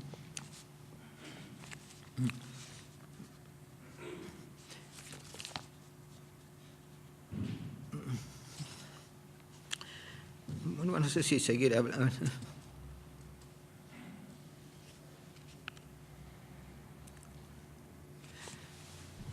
Bueno, algo más respecto, ¿no es cierto?, al mito, ¿no? Por ejemplo, el mito, casi todas las culturas, o la mayor parte de las culturas, diferencian bien lo que es un cuento de un mito, ¿no? O sea, y al mito no lo ven como una ficción, en cambio el cuento sí lo caracteriza como una función y tienen palabras distintas, ¿no? Entonces, ¿y por qué? Porque y eso ya el primero en escribir sobre eso fue el romántico italiano Vico, ¿no?, en el año 1725, ¿no?, en el que justamente hablaba que para la cultura el mito es una vera narratio, una narración verdadera, ¿no? Entonces, mientras que el cuento sí lo ven como una ficción, ¿no? Entonces, además el mito no es solamente, entonces al verbo vera narratio significa que es un hecho verdadero y también incluso lo ven como el fundamento de toda verdad, ¿cierto?, en la medida en que responde a las preguntas primordiales, ¿no?, del ser humano, y también porque construye paradigmas. ¿Sí? La realidad es inaprensible sin paradigma, por eso ya el mismo Platón lo decía, ¿no?, cuando, es decir, si no hay algo que caracterice o si yo digo Romeo y Julieta, ¿no?, estoy planteando paradigmas, ¿no? Entonces, cualquier caso que se parezca, o si digo que yo quijotesco, también es un paradigma, ¿no? Porque si digo tal proyecto, tal actitud, yo lo veo como quijotesco, no estoy utilizando un paradigma que no necesito ya explicar nada más, ya la gente sabe qué es, aunque no haya leído el Quijote entero, sabe cuál es el espíritu quijotesco.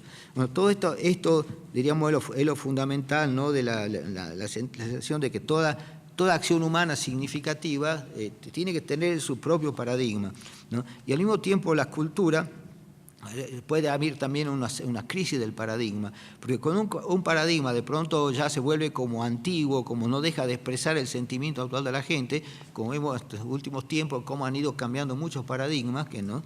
Entonces, a partir de ahí, es decir, la actitud cultural frente a un paradigma en la cultura, y eso vale tanto para los indígenas o para todo el mundo, ¿no?, para todos nosotros, ¿cierto?, el acatamiento del paradigma o el rechazo del paradigma, ¿cierto?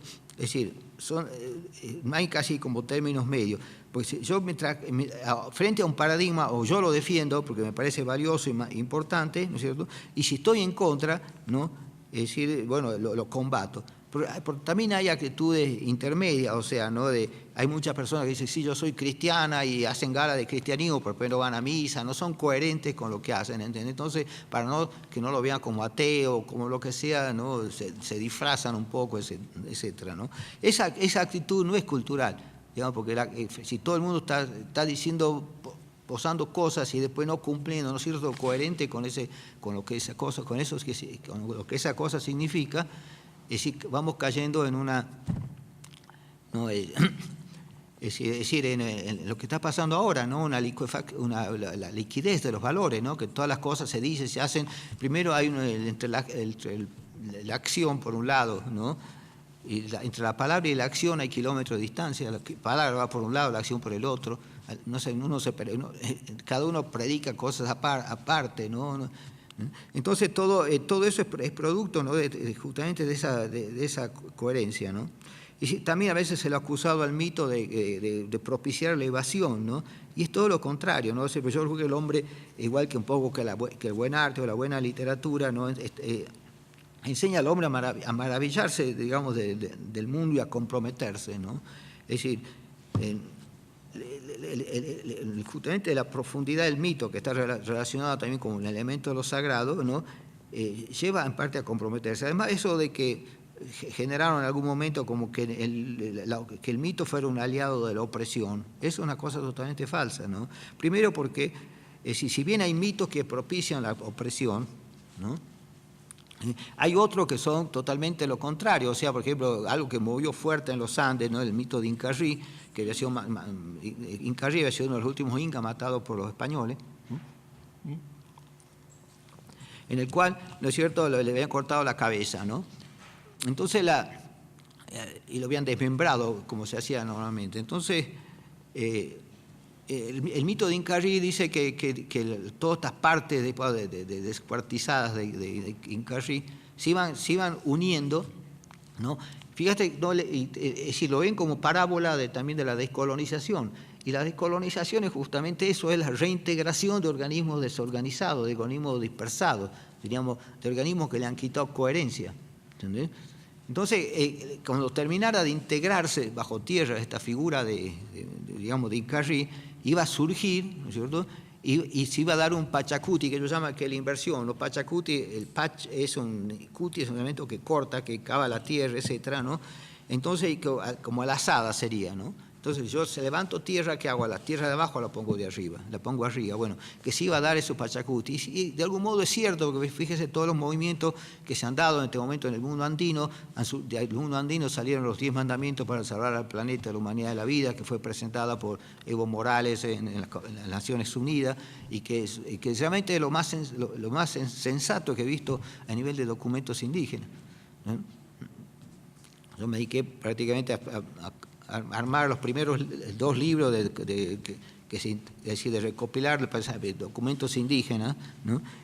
Y bueno, y así que los conozco bien cómo ha sido la génesis, el desarrollo de todo ese pensamiento.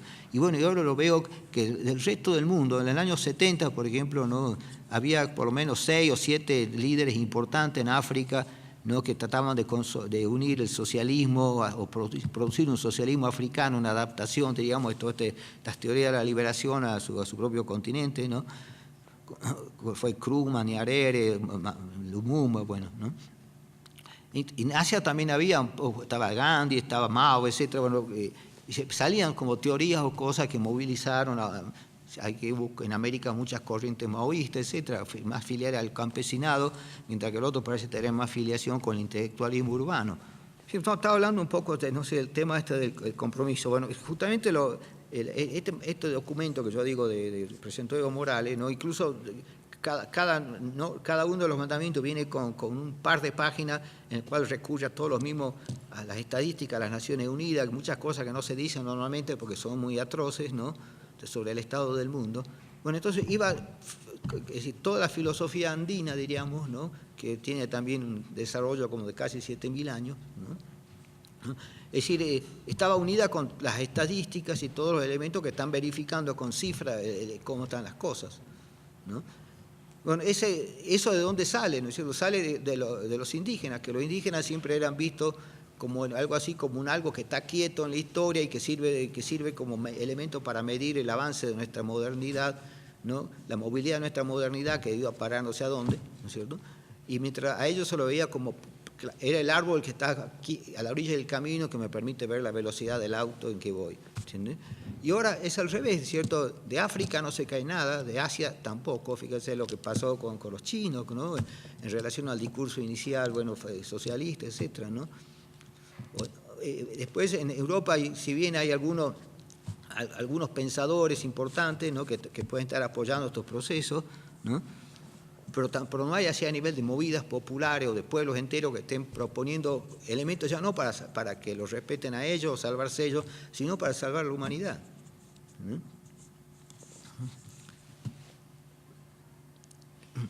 Entonces, si vemos que ellos que siempre se han manejado con un pensamiento simbólico, pueden tener, porque el que está imbuido ya del otro pensamiento, y uno ve cuál es la lógica que los domina, ellos saben que eso en 10 años se convierte en un desierto, que no les importa, de ahí van a saltar al otro lado donde quede, y hasta que no quede nada en la tierra van a seguir. Y sobre todo los más culpables de eso, que son Estados Unidos y un poco en China, son a veces los que más se hacen lo que no tienen mucho que ver, ¿entienden? Trump hasta niega que existe el calentamiento global, ¿entiendes? Que es un invento de los científicos, ¿entiendes? Entonces, es decir, de todo este pensamiento, diríamos, ¿no?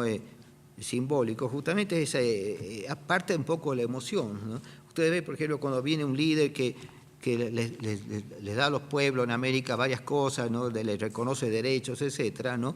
Encuentran una respuesta emocional muy fuerte. Y de pronto lo intelectual, lo que por ahí dicen, ¿no? Lo que pasó con el peronismo en Argentina, por ejemplo, ¿no? Hay muchos intelectuales que lo ven como una cosa, diríamos, como algo negativo, el hecho de que puedan ser consecuentes, ¿no? Pero yo creo que justamente nuestros pueblos siempre no son, a diferencia de las burguesías que siempre están olvidándose de quién algunos han ido trepando y pisando a 20 para llegar a donde están y se olvidaron de los 20 pisados, digamos, ¿no? Y pareciera ser que todo eso lo consiguieron por sí mismos. En cambio, nuestros pueblos, ¿no? Justamente se mueven con ese factor sensible, digamos, y reconocen a aquel y aman a aquel que les dio algo, ¿no es cierto? Que se portó bien con ellos, que trató de luchar contra los opresores de ellos, ¿entienden? Por lo tanto, ese sentimiento, ¿no? Es mucho más productivo en el fondo que lo que puede venir por el lado de la razón.